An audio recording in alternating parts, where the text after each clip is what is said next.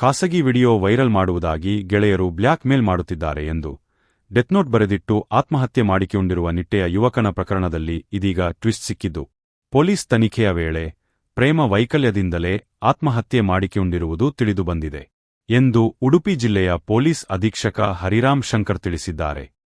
ಮಂಗಳೂರು ಲೇಡಿಗೋಶನ್ ಆಸ್ಪತ್ರೆಯಲ್ಲಿ ಬಯೋಮೆಡಿಕಲ್ ಆಗಿ ಕಾರ್ಯನಿರ್ವಹಿಸುತ್ತಿದ್ದ ನಿಟ್ಟೆ ಗ್ರಾಮದ ಪರಪ್ಪಾಡಿಯ ಅಭಿಷೇಕ್ ಆಚಾರ್ಯ ಎಂಬವರು, ಯುವತಿ ಸೇರಿದಂತೆ 4 ಗೆಳೆಯರು ವಿಡಿಯೋ ವೈರಲ್ ಮಾಡುವುದಾಗಿ ಬ್ಲಾಕ್ಮೇಲ್ ಮಾಡುತ್ತಿದ್ದಾರೆಂದು ಡೆತ್ನೋಟು ಬರೆದಿಟ್ಟು ಗುರುವಾರ ಬೆಳ್ಮನ್ನ ಲಾಡ್ಜ್ನಲ್ಲಿ ಆತ್ಮಹತ್ಯೆ ಮಾಡಿಕೊಂಡಿದ್ದರು.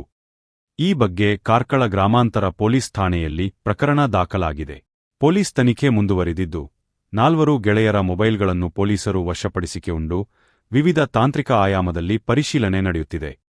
ಪ್ರಾಥಮಿಕ ತನಿಖೆಯ ಪ್ರಕಾರ ಅಭಿಷೇಕ್ ಪ್ರೇಮ ವೈಕಲ್ಯದಿಂದಲೇ ಆತ್ಮಹತ್ಯೆ ಮಾಡಿಕೊಂಡಿರುವುದು ತಿಳಿದುಬಂದಿದೆ ಎಂದು ಉಡುಪಿ ಜಿಲ್ಲೆಯ ಪೊಲೀಸ್ ಅಧೀಕ್ಷಕ ಹರಿರಾಮ್ ಶಂಕರ್ ತಿಳಿಸಿದ್ದಾರೆ.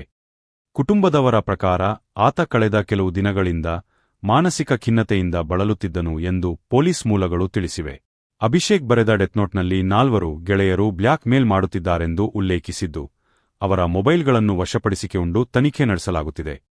ಆದರೆ ಆ ಯುವತಿ ವಿಡಿಯೋ ಹಂಚಿಕೆಯುಂಡದ್ದು ಅಥವಾ ಬ್ಲ್ಯಾಕ್ ಮೇಲ್ನಲ್ಲಿ ಭಾಗಿಯಾಗಿದ್ದಾಳೆ ಎಂಬುದು ಪ್ರಾಥಮಿಕ ತನಿಖೆಯಲ್ಲಿ ದೃಢಪಟ್ಟಿಲ್ಲ. ತನಿಖೆಯ ಭಾಗವಾಗಿ ಆಕೆಯ ಮೊಬೈಲ್ನ್ನು ವಶಪಡಿಸಿಕೊಳ್ಳಲಾಗಿದೆ ಎಂದು ಎಸ್ಪಿ ಹರಿರಾಮ್ ಶಂಕರ್ ಮಾಹಿತಿ ನೀಡಿದ್ದಾರೆ.